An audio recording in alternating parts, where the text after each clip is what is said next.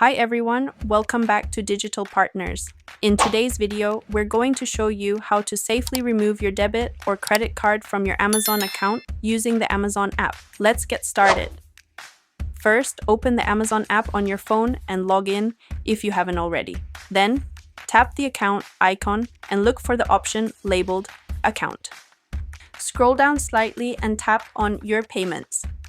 Here, you'll see all your payment methods, including the added cards. Keep in mind that your cards must be added beforehand to appear in this section. Choose the card you want to remove and tap on Edit. Scroll down and tap on Remove from Wallet.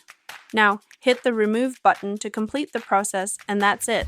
You've successfully removed your debit or credit card from your Amazon account using the app. We hope this tutorial was helpful.